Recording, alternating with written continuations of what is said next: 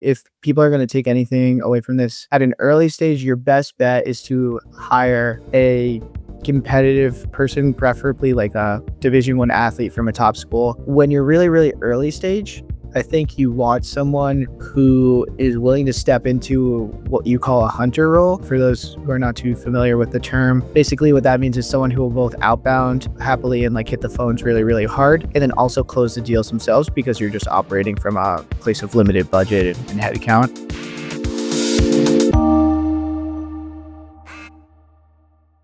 Today's episode is about sales hiring with a guest who has built out a sales org as fast and as successful as anyone in the early stage startup world. This guest is Paul Russo, employee number 1 and now a sales leader at pump.co, a startup that helps companies save up to 60% on cloud costs for free. They're the clear market leader and continue to grow incredibly fast. In under 2 years from launch, Pump has gone from 0 to a significant 8-figure ARR number and 50 plus employees, with plans to double headcount again this quarter, and with their sales team being a big part of Pump's success. Which is why today we'll dive in deep into how Paul built out and scaled Pump's sales organization from the ground up with a focus on hiring. So with that, welcome Paul. I'm very excited to have you on. Yeah, thank you so much for having me, Pascal. It's an honor to be here. Of course. So today's topic is a great one, sales hiring, which you guys are amazing at. Especially when it comes to hiring talent, the market hasn't discovered yet. Right? So you've truly hired some killer young sales reps. For example, a rep with just 2 years of experience prior to Pump, and now a year into working at Pump, regularly closes $600K in ARR a month.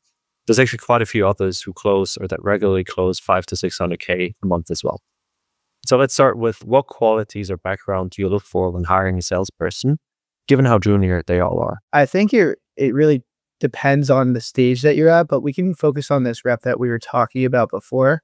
So I think in short, if people are going to take anything away from this, at an early stage, your best bet is to hire a competitive person, preferably like a Division I athlete from a top school.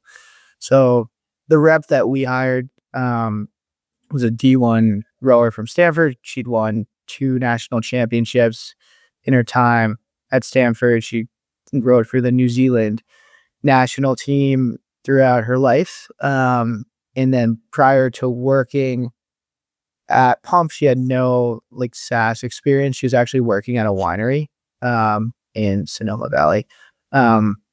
But when you're really, really early stage, I think you want someone who is willing to step into what you call a hunter role. And for those who are not too familiar with the term, basically what that means is someone who will both outbound happily and like hit the phones really, really hard, and then also close the deals themselves because you're just operating from a place of limited budget and head count. So it's very important that everyone do everything. And the reason that we think that, the background of this person really, really helped them step into that role and succeed in that role is one, like as a, high level athlete, you're used to doing the things that you need to do to be a successful hunter. For us, sometimes we'll get our day started as early as 4:30 a.m. and rowing. You have to be on the water early so that you can, get the practice done, before class, and typically sunrise is at like 5 a.m. So it's not uncommon for them to work then. And then you have to get all your schoolwork done, and it can be a long day ending at close to like 9 p.m. both for the rower and for us, at school with like Lyft and, different homeworks and stuff. And here just doing your demos and following up with people with outbound being, primarily at the beginning of the day to hit time zones in Europe, hit the East Coast, with Pacific time zone being behind all of those. So that was the first thing. And then also just like hiring smart people, I think is really, really powerful just for any business. So we figured that if we can get people from Stanford, from Harvard, from Yale, from Princeton, from Duke, we're going to be making good bets and things would come together when we don't necessarily have the brand to go after an AE who has, 5 years, 10 years of experience and maybe demands a little bit more organization, a little bit more structure, a little bit more on the comp side as well. It was kind of the thought process really early on. How important do you think is the competitiveness that athletes bring with them as well? I think it's super duper important because we want to push everyone to be their last month at pump every single month, especially as a early stage startup. Our main goal is to grow revenue by 20% every single month in comparison to our last month or month over month growth rate. And that doesn't happen without really, really getting granular with it. So the way that we set targets here is on that monthly basis, and we set them on, individual level. It's actually a very weird formula that I personally use, but I found it to be successful. What I do to set someone's target is I take what their most successful month was. I multiply it by 1.2 so that they can get 20% better. I assume that they're only going to be able to achieve 60% of their stretch target. So I divide by 0.06, and then they have a very, very ambitious target that ends up being way over, honestly, what we expect them to do. And then they'll end up meeting that target and achieving the growth that we'd like. And we also break it down more granularly than a month. We have tried to address very early on the classic problem in sales called the hockey stick, which is where the beginning of the month, people are maybe for whatever reason not closing as many deals just because they're not as developed, and you've closed all your pipeline towards the end of the month or the end of the quarter if you set targets that way, or if maybe the sales reps are taking more of a break at the beginning of the month. So we do bi-monthly targets as well, where we're kind of looking at things in two halves as well, which I think has really, really helped getting really granular with it and also setting ambitious goals. And then competitive people we found will really rise to those targets and take them seriously, even if they know how they're set and if they know how they work. And we need people who, are going to push themselves to be the very, very best while also supporting their teammates, because there's a fine line between competitiveness and toxicity.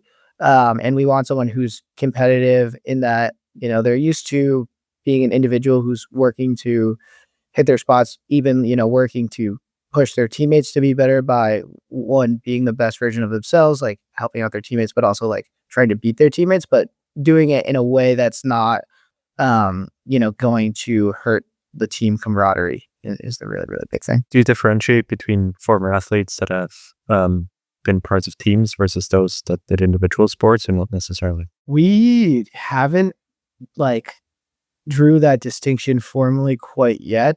But one thing that I do notice, our top performers have been swimmers, rowers, tennis players, and it does seem like it is these individual sports that are succeeding the best in sales because they're used to being members of a unit, and a lot of them have captain experience as well.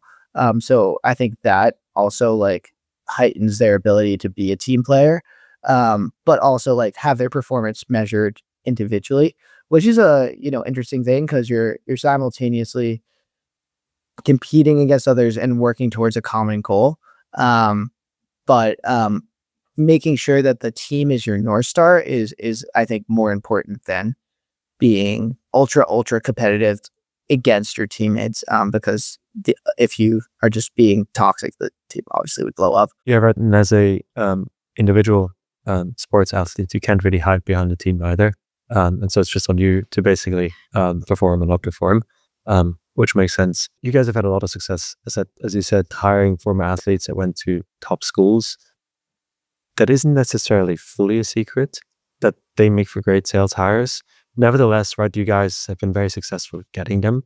Why do you believe not everybody else is looking for them as well? I think that a lot of people are looking for more established enterprise sales reps instead of maybe these promising younger people with lesser experience, because they believe that there's certain nuances to enterprise sales that you need to know based off of like industry experience, which is probably correct.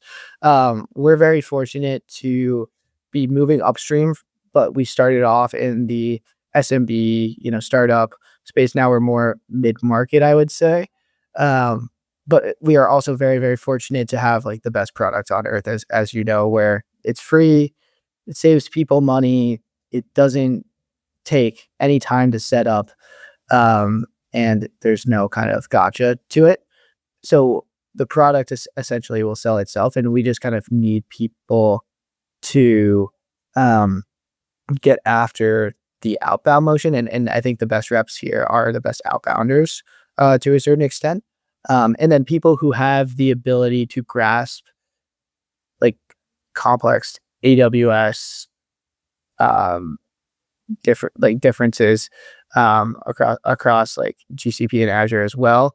But complex AWS like terminology and different things in the console, and be able to like go and operate on the billing front of AWS. So for us too, something that we were thinking about is perhaps like a enterprise rep is more used to working with a solutions architect, and it is not maybe as open to getting their hands in the weeds with AWS, which is something that we kind of demand out of our reps, is for them to unlock themselves and be very technically enabled, which is why we opted with people who were studying, different sciences and, computer science and psychology out of these top schools, because we feel like their capacity to learn a new skill is very, very high, especially because they're just coming out of a structure where they're studying consistently, and no one will come into pump unless they're coming from a competitor knowing about AWS as the level that we would like. That makes sense. And I found it fascinating where you told me you basically don't hire from business or marketing majors. You do focus on computer science, philosophy, mathematicians, anyone who's basically much deeper thinkers as part of that as well. Now, former athletes is one profile you've had a lot of success with, but there's also other profiles, right, that you've hired for successfully. What are those? The other profile that I really like is like just the person who wants to be a founder from a top school. And like, I don't think like any of this is a secret necessarily, but we have one person who's do public policy who's been exceptional just because he has such a, investment in this being his like founder education of sorts, which is same for me. I think really selling to, your candidate is also an important skill. So like emphasizing the team environment to the former athlete and how this is a competitive outlet for you after, sports, or this is your founder education for the person that wants to be a founder, and then getting the most out of them based off of that, and them being bought in is really, really big throughout the recruiting process. But we've found that these people who want to be founders have the capability to take on a lot of operational tasks in sales. So, we have one who should be stepping into a pod lead position soon with us, which we can talk about that structure a bit more. One is currently acting as our BDR manager. And I think each different pod also has different profiles that they'll sort of look for based off of the pod leader's personality and how that they like to coach. Makes a lot of sense, right? And especially early on when so much is up in the air, having the entrepreneurial founder type person is one of the best profiles you can hire for in general, for any sort of role.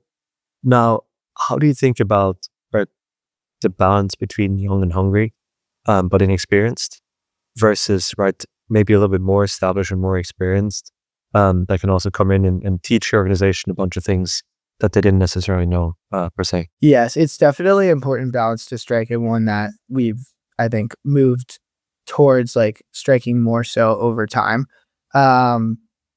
We find that a group of young and hungry individuals can succeed with a experienced leader. So I think for a pod leader role, whether that experience be at Pump, or gotten from somewhere else, two of our pod leaders have a lot of sales experience and startup experience. One being a former founder of a sales tech company, scaled them from 0 to 5 million ARR as both their CRO and president. And then one went through an acquisition and multiple rounds of fundraising at a company called Hire.com. which is in the talent space and brings like 7 years of sales experience to the table. They're both pod leaders now. I think they bring like a very important skill set that the team would otherwise be lacking in terms of, okay, this is how we should sustainably think about CRM hygiene. This is how we should think about like different compensation related things to make things scalable. Here's some ways that we can kind of gamify things for PDRs. As we're moving towards like more enterprise deals, here are some different tactics that we can approach with. And just kind of like the general sales training, I think is often best done by people who have been formally sales trained at least and have some experience, in the enterprise realm.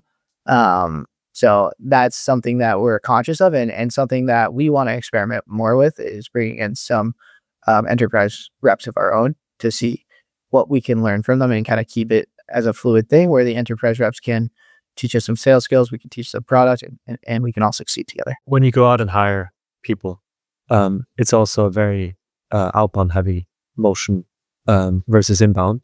How do you go about sourcing for the type of people that you want to hire? Yeah, on that note, like it's for us, it's not really like a huge option. We do have people who are applying to us that are great, and we have taken a bunch of inbound candidates as well.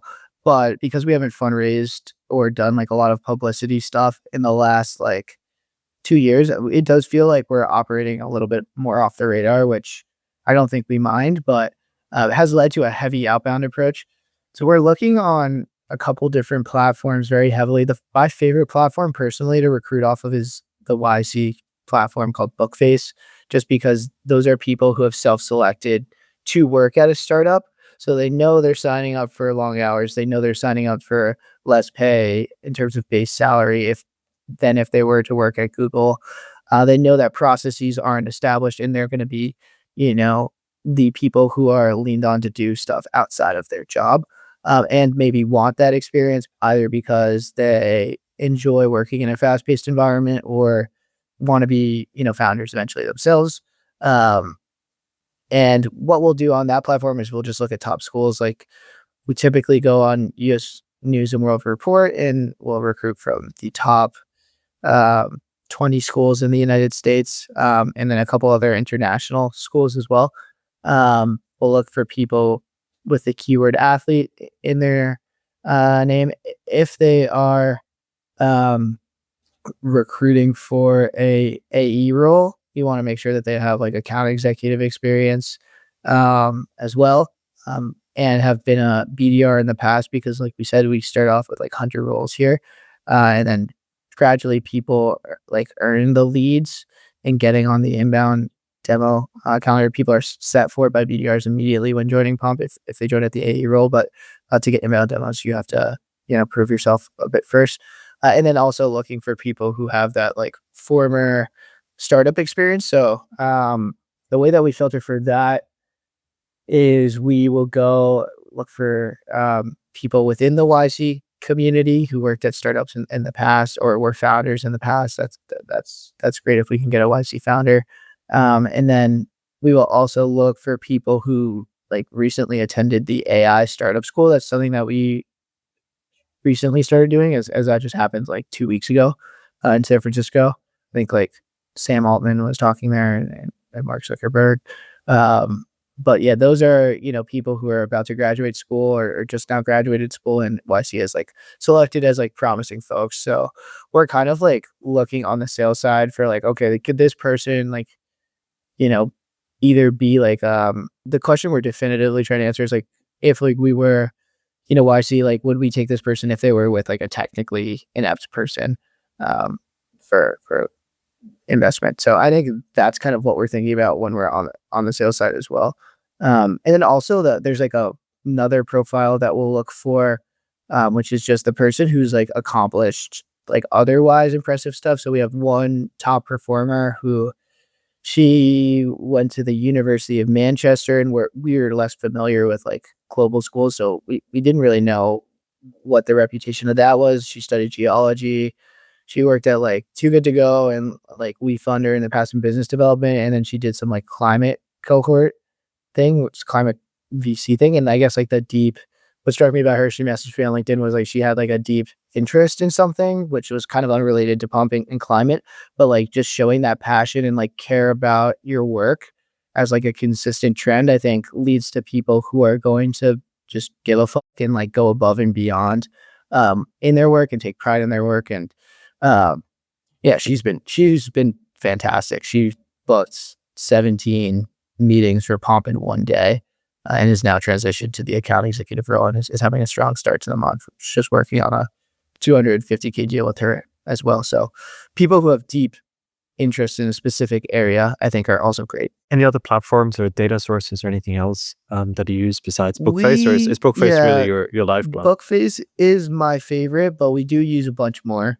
LinkedIn Recruiter, I don't think you can go wrong. It sucks to pay for it, but I don't think you go wrong. If you're like an early stage startup, what I would recommend to you instead of using Recruiter is just like maybe just if you have Sales Navigator already, they're pretty much the same thing, and you can just do your recruiting search on there. And then we take a pretty heavy. What do you search for on LinkedIn Recruiter? Same thing for my We'll founder. search for the filter actually.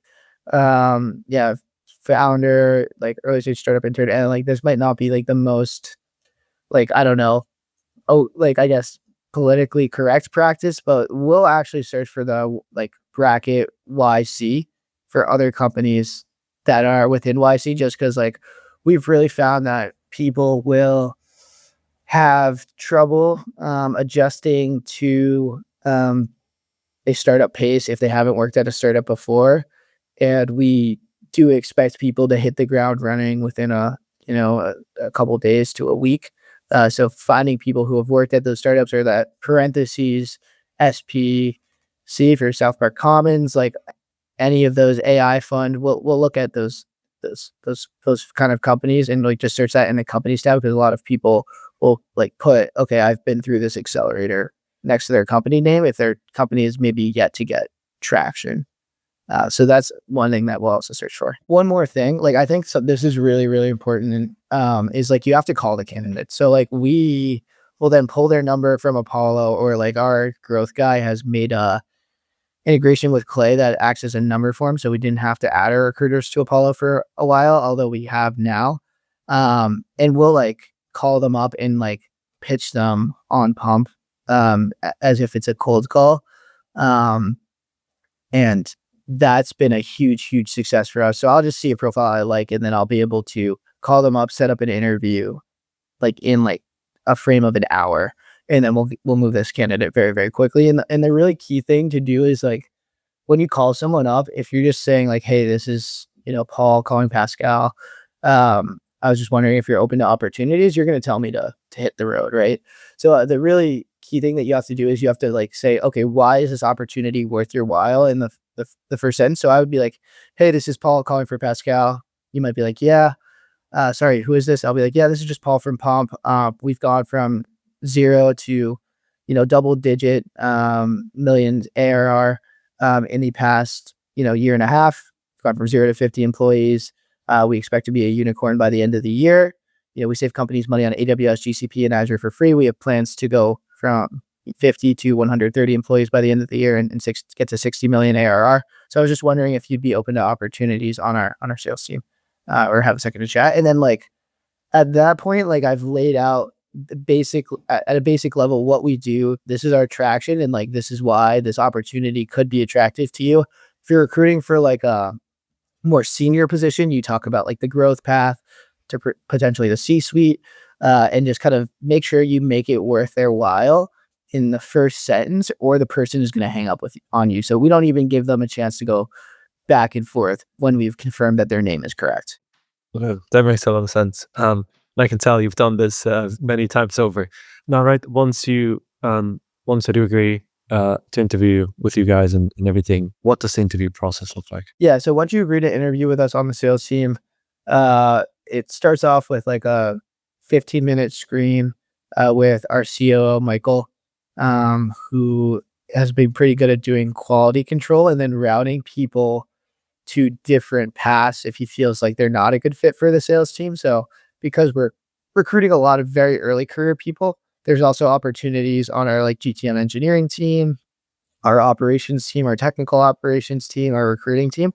So if he feels like someone's a better fit for a different team, he'll route them there. Then they get pushed if they are a fit for sales.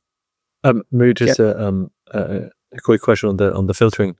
Sure. In that interview, like what are kind of the things that Michael tests for in that specific interview, and look for that also helps him like route people from one place to the other? He looks for generally people who are intellectually curious, people who seem like they want a lot of, autonomy, to kind of work without being micromanaged and are also excited to take on work.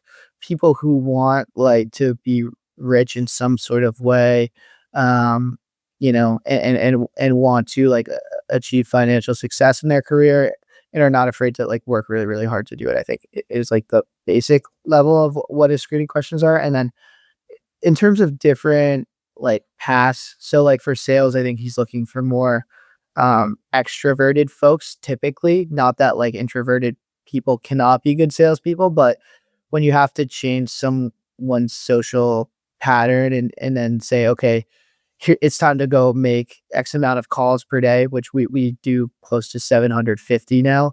And it is through dialing like a bunch of different people at the same time, but it'll be hard for them. So we typically route like people who are smart, but otherwise like more introverted down the operational path. And then if someone has like a eye for um, you know, talent and like also like just a strong interest in like people's like feelings and emotions and seems like an empath, maybe they go more down the recruiting side. But yeah, that's kind of how we do it. And it's very fluid too. So if a team interviews someone and feels like they don't want them, but they think they could be a fit for another team, we'll move them down that other path. So we've had people who ended up here who have been moved, I think, 3 times, like our growth guy right now. He started off as applying for tech ops, and then he was doing a sales interview, and then we moved him to growth. And he's killing it now. He's a super smart guy, but it just took us a second to kind of get a sense of what we felt like was the best fit for him. Now, after the screening interview, how does it continue for someone who's going to come into a sales team? Yeah, so we'll have a sales panel with myself and the other 2 pod leaders, where they'll do some mock cold calls. So we're just trying to test a couple different things here. One, what is their like willingness to cold call and like commit to the exercise? Because it'll show their like a sense of like how willing they will be to make these large call numbers per day. So you put them on the spot right there, and then kind of out of nowhere. Yeah, we it's don't like, okay, we don't you're really gonna- give them much context, honestly. We just say like, yeah, we want to do some mock cold calls. Basically your goal will be to convince us to take a meeting with Pump to run a savings estimate to see how much you could save on AWS, GCP, or Azure. And then we'll tell them like we don't want to give them much other context besides that because we want to see how they deal with the ambiguity of it. And then we'll do the mock cold call and we'll give them feedback. And we try to give them something that we feel like, they were good on and one thing that we want to see improved in the next cold call. And then we will like very quickly go into the next cold call and make it like more difficult in terms of like the objections that they're getting.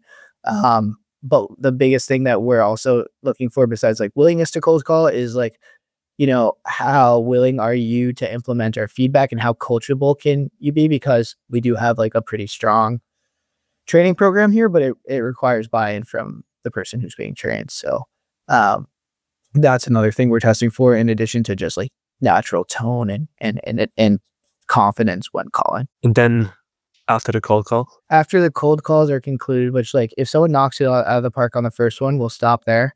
But then we can go up to 3, 1 with each person. If we feel like then it's good, we'll go into a behavioral panel and we ask the same questions every time. And I can honestly just read them out right now. The one question that we always ask is tell me about a time that you had a conflict with your peers, like just for our own enjoyment and like also the camaraderie within the sales team. We want to make sure that people are easy to work with. What type of answers do you look for in that specific question? I want to actually hear about a real conflict as opposed to like someone who's like, oh yeah, I don't really get into arguments, because I think like for us, we have a very direct communication style where we're okay with like, having a disagreement, but we expect people to resolve it directly, with respect for their peer so that we could all move forward in an efficient way. So we're looking for a time where someone was direct with their colleague, treated them with respect, understood their perspective, even if they disagreed for whatever reason, decided to commit to the thing that was going forward. They did that, with 110% is kind of the thing that we're looking for there. It's probably a hard one, right? Because everyone will tell you a story. No one will tell you that they were very confrontational in a specific situation. Like, how do you best tease out, right, kind of what's actually true? Like, how do you best get to the truth in that type of scenario? I don't mind the confrontational sales rep, to be honest, for us, because like, I don't know if you've read the book, The Challenger Sale. I have, yes. Yeah. So I do like challenger reps, and I do like people who are going to ask us tough questions, but I think there has to be a line, where it's like, okay, at a certain point you asked and you tried, but you're going to be a professional and you're going to, commit and just move forward. But I think the real red flag for me, more so than the people who are like not confrontational, are the people who say, oh, I never have a conflict. Cause I'm thinking those are the people who are really, really confrontational and like are too embarrassed maybe to tell a real story. And then after the confrontation question, what do you ask next? Yeah. Then we asked them like what their daily routines look like and like what they do before and after work to give 110% going into work. We don't want like people who, have bad habits outside of work. So if that's like going to bed super duper duper late and like not being able to wake up early for calls that start as early as 4:30 a.m. here, being on the West Coast, that's really bad. If you are maybe going out and drinking every day, that's probably not great. We want people who have structure to their lives. They're going to the gym. Maybe they're doing some reading. They're doing some meditation, some self-reflection, because sales is such a mental thing. And if you're not like, I guess, taking care of your body and taking care of your mind outside of work, you're not going to be able to handle the pressure of carrying a quota and like, the company relying on you to close this deal to hit the monthly goal for everyone. So we want to make sure that people are sound like outside of work and are having good, like clean habits in the traditional sense. And some semblance of discipline also is important to display in this question, because it's a very, input output driven role, where people can tell if you're doing well by the numbers, and you need to be okay with that. That makes sense. What's next? After that, we'll ask them about a time that they were able to grasp a financial concept that they originally struggled to understand. And we'll ask them to explain it to us as if we were second graders in 4 sentences or less. And what we're trying to gauge here is just like general intelligence when it comes to like breaking things down into simple terms, especially around financial concepts, which is a big part of our job, working at a fintech in a space that people sometimes struggle to initially understand. What does a good answer here look like besides, right? Or what, can you give an example? And what like nuances of an answer actually tell you about the intelligence of a person? I definitely am looking at like how long people take to, originally answer the question. So I don't mind a like good old, as you know, as like a former BCG guy, a good old like, that's a good question, to buy yourself a little more time. But if someone's like, okay, let me think, like that, this is kind of hard for a little bit. It's a little bit worrying. But I think, a good question, a good answer is one that like addresses both parts of the questions. Like for me, originally, credit cards were hard to understand, because I had been using a debit card throughout college, and I only got my first credit card after school and started building credit. So the way that I would explain credit to a 4th grader, or 2nd grader, excuse me, is that credit is basically money that you're loaned from the bank, which you don't have to take out of your own bank account to pay for something. And then once you trigger a payment to the bank, that balance is cleared and your credit is no longer owed. And it's something that people use to understand how trustworthy you are when they're going to give you a loan on something like a house or a business. So I think being able to just like really confidently and simply like explain concepts, which credit's not super duper complex, and sometimes people will pull one out of left field. In simple terms, is important to us because there's like a fundamental disconnect in our industry between like actual computing instances and like reserved instances, which are the financial contracts associated with those computing instances, which are actually just like a lease.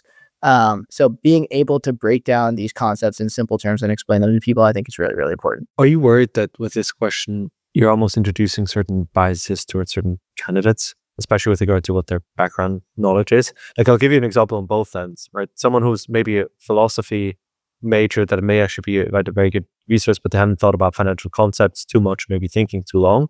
Or like, I have a finance background, but it's been a very long time since I did it. And so for me, it would probably take some time, right, to come up with something much more complex that I didn't understand because I've spent so much more time thinking about it as part of that. Yeah, we won't ding people on like one question. So I think it could be a thing where, if you're an econ major or you're coming from banking, this is an easier question to answer for sure. But I think it's definitely something to consider. And we've since like, our recruiting team started, and now we have 3 recruiters just because like I said, we're trying to fill 70 roles by the end of the year. We started using Greenhouse more and introducing a scale to like each candidate and creating them in specific categories. So this helps us like synthesize our thoughts and make sure that like, okay, if one question was a blip because someone was like a history major and hasn't thought much about this, we're not going to let that candidate necessarily fall through the cracks on one thing. And then we're also thinking about it from a perspective of both personal finance and like business finance. So we try to make it applicable to everyone. And I think like someone who does have like good financial habits, has like, or like has done some kind of like financial research themselves, whether it's like, paying for college themselves or like, getting up like your credit up early in your career. I think it's helpful coming into Pump because you've done some research into like how the world of like, finance and like finance hacking sort of works, which is exactly what we're trying to do on these platforms. What other questions do you ask candidates during that panel? Yeah, after that, we'll say to them like pretty bluntly, it's not uncommon for us to work 12 to 16-hour days. Are you ready to do this Monday through Friday for the next 6 to 8 years until we IPO, so you'll never have to work again? And then we'll say, we'll also preface this with like a little bit of like a speech where it's like, yeah, we have a very collegial environment. We're all getting drinks together after work. We're playing ping pong here, playing video games here, watching movies, playing board games. It's a lot of fun, but it's also a lot of hard work. We want to be the PayPal mafia of the 2020s, which we really do.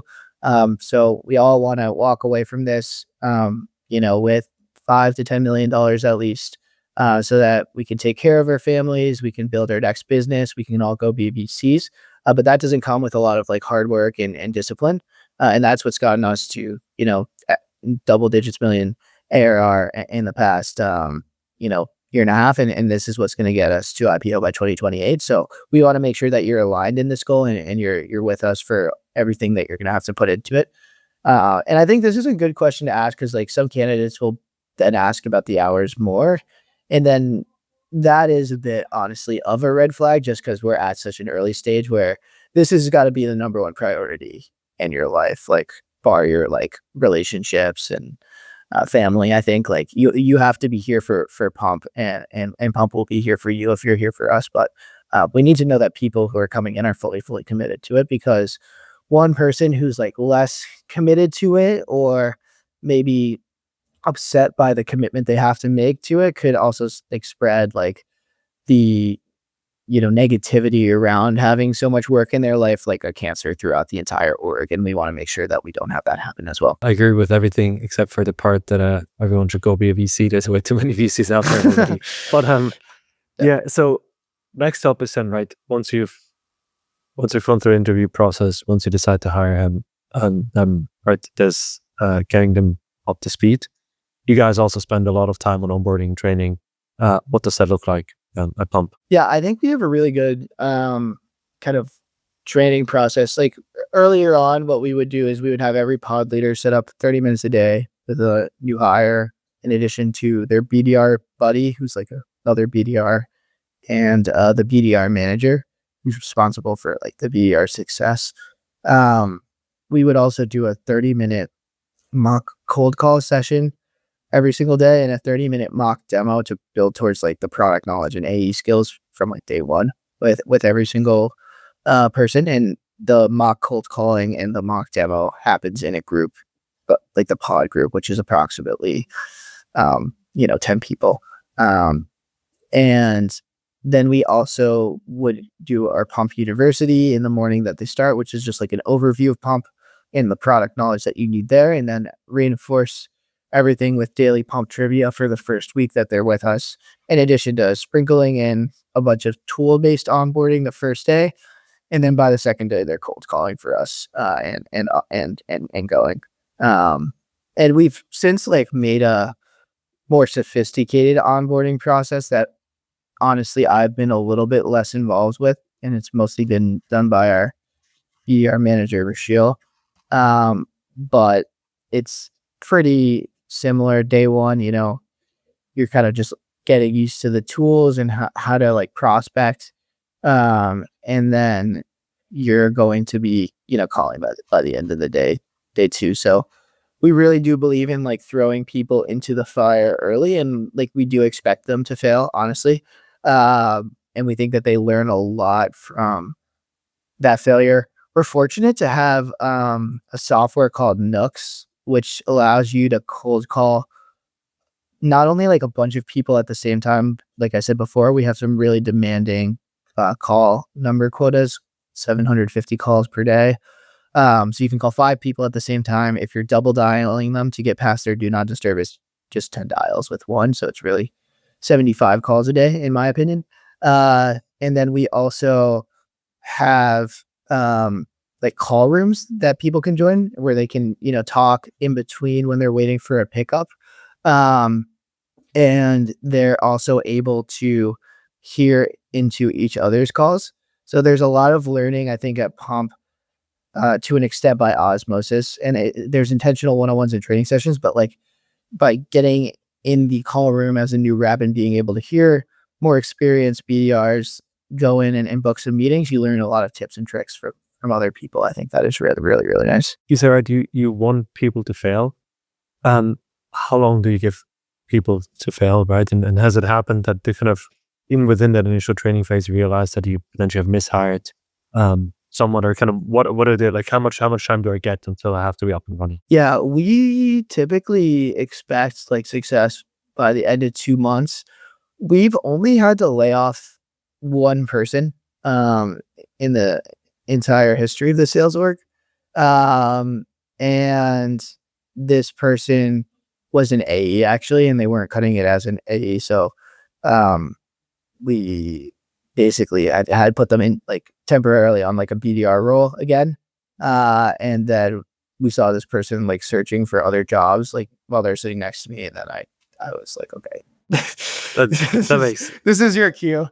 But that makes sense. we are quick though to put people on pips. So if someone's not hitting the ground running, like we'll just be very blunt after like 2 weeks and say, hey, here's where we think we can improve. We're also very, very involved in the process. Pip at Pump doesn't necessarily mean like, okay, you're getting fired. It's more of a thing where, we're just going to work with you to improve your performance. And everyone who has had that conversation, which I think it's been like 3 people, have all come out of it and had really, really strong performances for a sustained period of time. We have AEs who are, people who've gone from BDR to AE and now are closing consistently 100K months that we're, have this conversation with. All right, you've mentioned you're into kind of very meaningful 8-digit revenue territory already.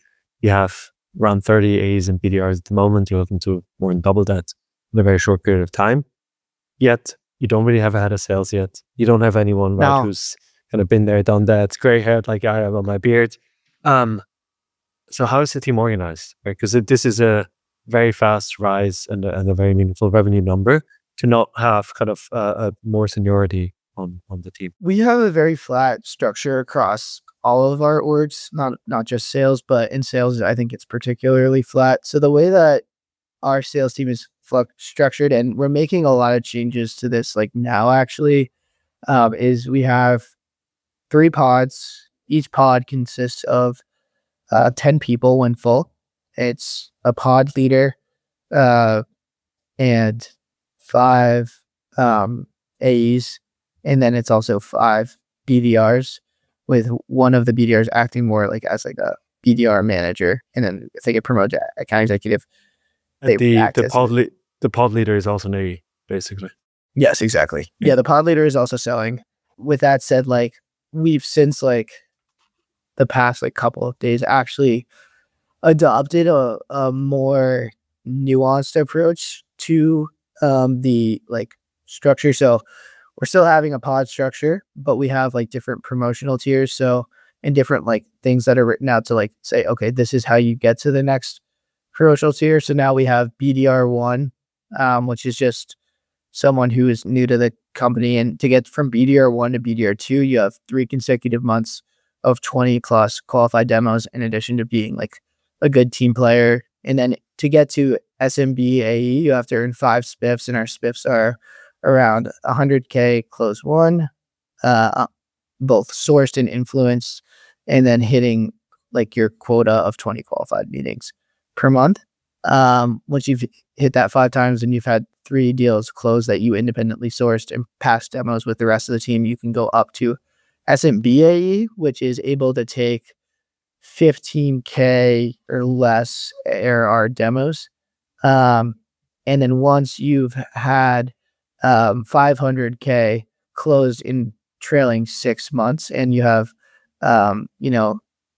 5 deals self-sourced over that limit that we've set for someone, and clean CRM hygiene, you can be promoted to mid-market AE, which is someone who's taking, and when we say taking demos, I think the better word is getting set demos for them by BDRs in the range of like 15K to 75K. You can self-source anything you want. And like we even have call numbers for AEs at Pump, and we expect each AE to make 250 calls per day through Nooks, including pod leaders.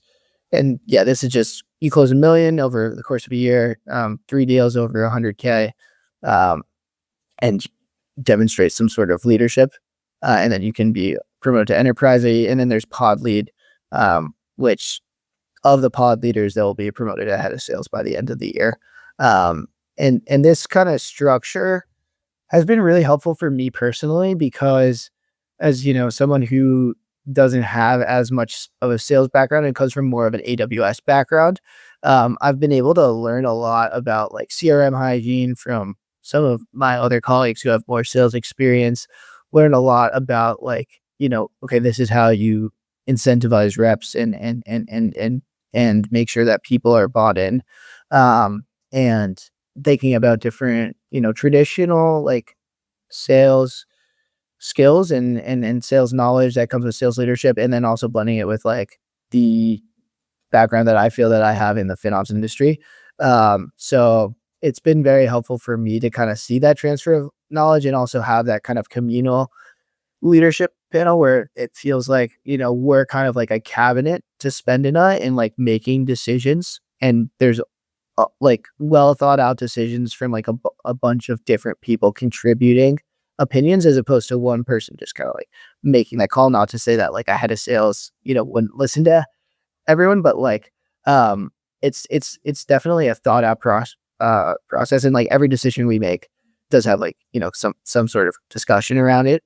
I think it's similar to like how Spedita runs her business as a whole, not having a co-founder and also leaning on certain employees to, give insight into things. Yeah, what's been fascinating to watch is, right, how you started with, you were hired as a chief of staff, and then you figured you liked selling and you started selling, and how kind of organically you guys grew the sales team to promote it, hire junior, promote it from within, and put this right structure in place for you guys for that like size and maturity of the company while growing incredibly fast. And I think the pod structure, I found an interesting one because that does allow, right, some people that are still closing 500-600K in ARR a month to also bring the next generation of potential pod leaders with them. It also breeds a lot of like internal competition in a friendly way that I think is good, where you're trying to beat the other pod, and like, kind of stay hungry for like the next tier of like promotion. And that's, I think, how the pod leads think about things. And like, for me, I'm a like hyper competitive person, and I want to win like as a company first, but like I also, want to beat my own goal every month. I want my pod to beat their goal every month. And I think that friendly competition has pushed us all to be better. And we're getting, better at like collaborating with each other every single month as well. Yeah, so that was going to be my next question, right? How do you ensure collaboration in a very competitive environment where pods go up against each other? This was admittedly something originally when the pod structure was introduced, we were not great about, or I personally honestly wasn't the best about. But I think since then we've gotten a lot better. What we are trying to do is now ensure like a more pod agnostic mechanism for trading. Because what happened was like originally we found that like a lot of the strengths of the pod leaders would be passed on to their like pod members, but like there are like gaps would be as well. So like for me, I was less good with HubSpot and like the CRM to start off with, because I, just had a background where I'd like been a PDR essentially. Um and for like one of my colleagues, Devin's pod, like he had more of a traditional background in sales and he was really good at the outbound calling and like the CRM hygiene and stuff, but had less AWS context than myself. And that like gap was seen there as well. So we figured that it's just effective to just train everyone and everything, obviously. So we started just doing sessions across everyone in big training sessions where we'll split out into breakout groups, so that you can reinforce knowledge. So like yesterday we were doing a product knowledge training session on like the different service types that pump support and like what are the technical nuances between them. And the way that we've done that is we do something kind of like called rebuttal ball, which is something that Greg, another pod leader, had brought to the table, where it's like, okay, like I'll ask someone like a specific thing about a service and like how they could save on it. And I throw them the ball, and these are all people who like have some kind of sports background, so they like that. They catch it and they like give the rebuttal, and then they throw it to someone else to get the new rebuttal. And just kind of trying to gamify things and train in more of a group setting, and not an asynchronous setting, but a group setting, I think is really kind of key there. And when we do stuff that we previously only did at a pod level, we think about now how can we mix it up across the pod. So like we used to do a mock demo just within your pod every day. So now what we do is we'll say, okay, mock demo across the company is at 10:30. Here's your number 1, 2, 3, 4. Okay, this is your mock demo group today. Go off and do your mock demo, just so that we can ensure that there's knowledge transfer across different groups of people. Looking back, I'm sure there were a lot of breaking points and learnings and missteps and everything. What were some of the biggest challenges you guys had over the last, say, year and a half for in scaling the sales org this rapidly? One of the biggest problems that we faced recently was around like figuring out a sustainable promotion system, because we had previously, promoted a lot of people really, really quickly, just like 5 months into their like professional careers, from like BDR to account executive, based off of the fact that we were growing so fast. And we're realizing that for us, given that people will talk, it's not sustainable for that to be the thing for everyone, and for everyone to get like a 20% salary bump every 5 months. So we put like a performance review system in place that happens once a year at the end of the year. Every single month, you will be like rated on a scale of like 0 to 4, with 0 being like you shouldn't be at pump anymore, 1 being needs improvement, 2 meets expectation, 3 meeting like strong performer, and then for being above and beyond. So we're formalizing, okay, what does it take to kind of like get someone's like career individually to the next level? And I think people will have a lot more clarity on that going forward. At times there's like been like, butting heads in a super flat structure between different like leaders or top performers. Um, and that has caused like a little bit of conflict, but it's something again where like we're always able to talk things out just because like we're very direct with each other and are able to speak to our feelings and opinions very plainly and without bias, and come to a like resolution to move forward together. But um this is gonna sound like a little bit stupid, but we didn't have that many challenges. Honestly, like here and there, there's been, different ego management issues, um, and different things that we had to figure out operationally in terms of like how do you migrate like an AWS org to our management, which was a big thing originally. And okay, how are we gonna establish ourselves more with AWS and with Google? Um, but things have gone pretty smoothly with us. The biggest thing I think has been just like keeping up with the pace of it all and trying to put systems in place simultaneously while keeping up with the growth.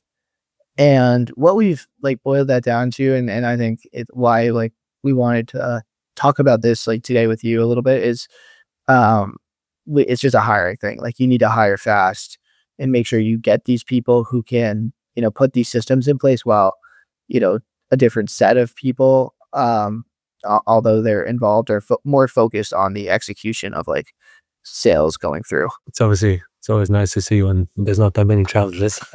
Yeah. You guys work incredibly hard, right, for that to be your challenges. That's very well deserved. Last question, which is right for founders listening, we're about to make their first sales hire. What's the one piece of advice you'd give them?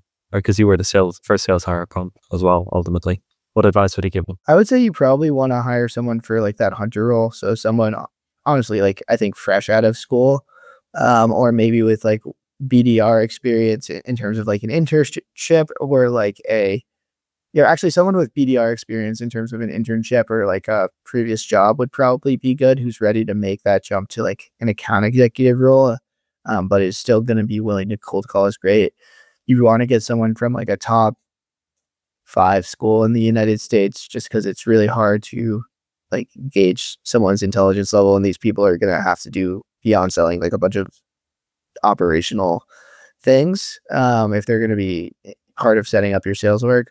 So you want to get someone who you think is smart. You probably want to get someone who either played youth sports or college sports. You can't really go wrong either way. And you want to get someone who wants to be a founder in like maybe the next 5 to 10 years, but doesn't necessarily feel that they're ready to now, so that they'll stick around, because you don't want to be worried about like a really key employee being a flight risk. Like for me personally, when I came to Pump, I had tried to start my own company, and like I tried like a couple times in the past, and I just like was not good at like building products. And that's something that I knew and like wanted to learn, like, okay, how to spend and like approach products, like coming here, knowing that she'd had a track record of success here. And I feel like I've gotten that from her. But for me, like, I feel like there's so much more for me to continue to learn here. So like, I'm not a flight risk, and like, you want to make sure that you're like, person is bought in. And that I think a really key way to like make them buy in, like as the company scales and as they have success and get more opportunities, is continue to incentivize them well through equity. Honestly, is my primary motivation. Like for me, like it doesn't make sense for me to leave Pump in anytime soon. So I think that like you want to make sure that you have employees who are bought in early stage on an equity basis, which is very easy to do as a solo founder. It's harder to do as a pair of 2 or group of 3. But I think like making sure that you're having targets around that could be good. So like,